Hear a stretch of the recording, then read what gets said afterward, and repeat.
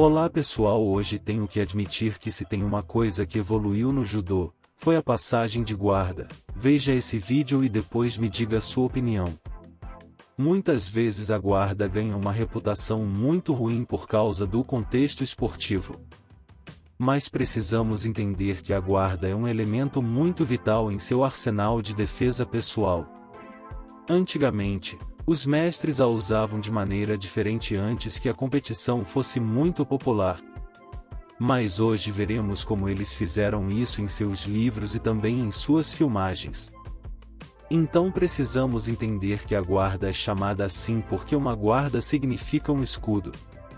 Então quando as coisas vão muito mal para você é quando sua guarda deverá ser muito eficaz, porque suas pernas são os membros mais fortes do seu corpo e não devem ser usadas como sua principal estratégia.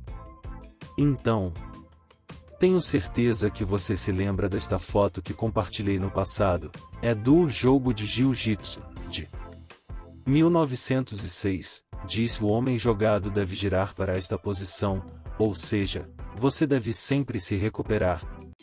E mantenha-se seguro mantendo as pernas no caminho, para que não cheguem à sua cabeça ou a qualquer outro lugar vital.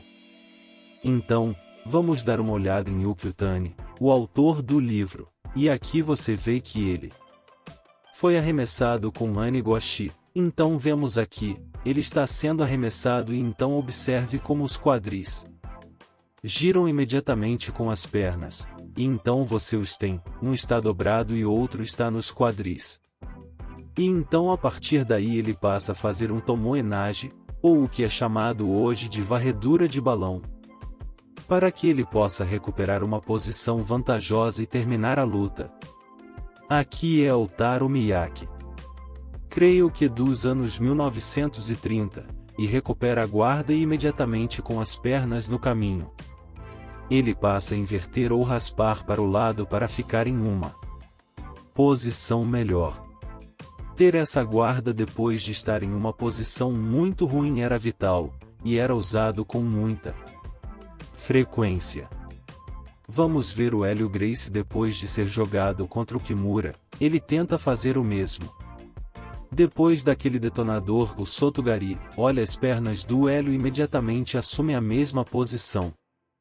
A guarda aberta, mas o Kimura só passa como faca na manteiga. Mas os princípios e os fundamentos estão lá. Então vamos dar uma olhada aqui no Gracie, Closed Guard. Muito parecido com o jiu-jitsu competitivo de hoje, pega porque não tem slamming ou daqui.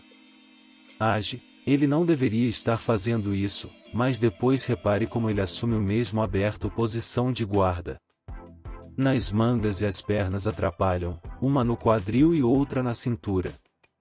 Portanto, defender desta posição é muito antigo, acredito que seja da década de 1910 autodefesa para mulheres. Então quando uma mulher está sendo agredida ela coloca as pernas no caminho e puxa em sua direção, para que ela possa realmente reverter e realmente possivelmente até nocauteie alguém depois. Nessa página eles até recomendam como fazer técnicas de ressuscitação.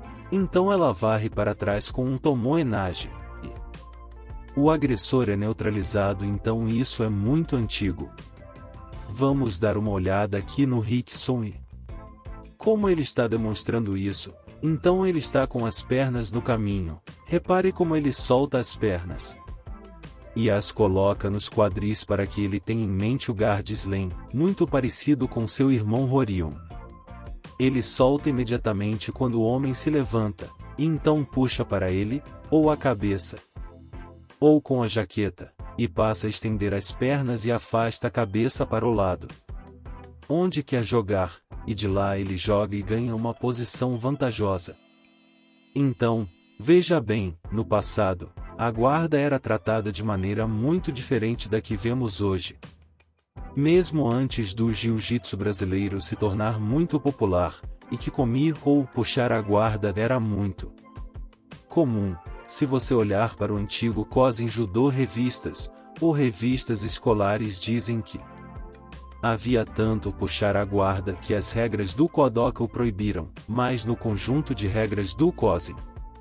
Isso ainda é permitido porque eles ainda seguem as regras antigas, ou os modos antigos de luta porque.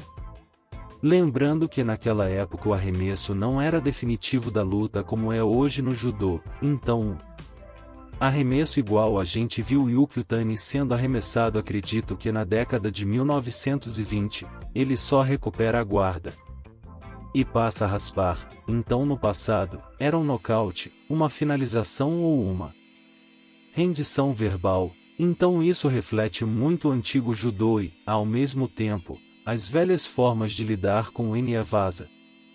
Então precisamos entender que a guarda é um escudo, é algo para protegê-lo, mas ao mesmo tempo pode virar o jogo se você estiver em uma versão Y. Ruim, não deveria ser seu ataque primário ou sua estratégia principal. Entendo que quando não há golpe a finalização é fundamental. Puxar para a guarda é a maneira mais rápida de ir do ponto A ao ponto B, mas você deveria esquecer porque esses elementos de luta foram colocados em primeiro lugar. Até o próximo vídeo. Abraço.